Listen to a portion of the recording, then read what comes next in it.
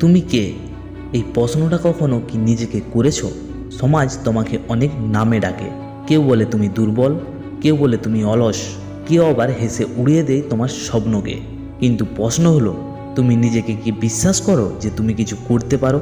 সফল মানুষেরা আলাদা কিছু না, ওরাও একদিন ব্যর্থ হয়েছিল, ওরাও হেরে গিয়েছিল, কিন্তু তারা একটা জায়গায় তোমার থেকে আলাদা, তারা নিজেকে বিশ্বাস করেছিল।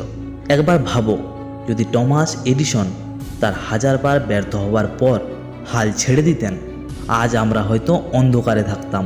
যদি মাইকেল ডজান স্কুল টিম থেকে বাদ পড়ার পরে বলে দিতেন আমি পারবো না, তাহলে কি তিনি বাস্কেটবলে কিংবদন্তি হয়ে উঠতে পারতেন? পারতেন না। তোমার ভিতরেও সেই শক্তি আছে। যদি তুমি আজ ব্যর্থ হও, তার মানে এটা না যে তুমি ব্যর্থ, এর মানে হলো তুমি শিখছো। হেরে যাওয়াটা লজ্জার না, লজ্জার হলো হেরে গিয়ে নিজেকে বিশ্বাস না করা। যখন সবাই বলবে তুমি পারবে না, তখন একবার আয়নার সামনে দাঁড়িয়ে বলো আমি পারবো, আমি লড়বো, আমি জিতবো। তোমার স্বপ্ন, তোমার পরিশ্রম আর তোমার বিশ্বাস, এই তিনটা মিলেই তুমি গড়তে পারো এক নতুন পৃথিবী।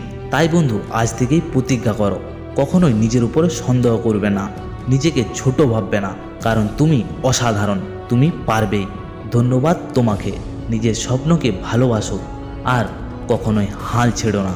হাল ছেড়ে দেওয়া মানে তুমি নিজের সাথে নিজে হেরে যাওয়া। তাই বন্ধু, হার না ছেড়ে নিজের স্বপ্নকে পূরণ করো এবং এগিয়ে চলো।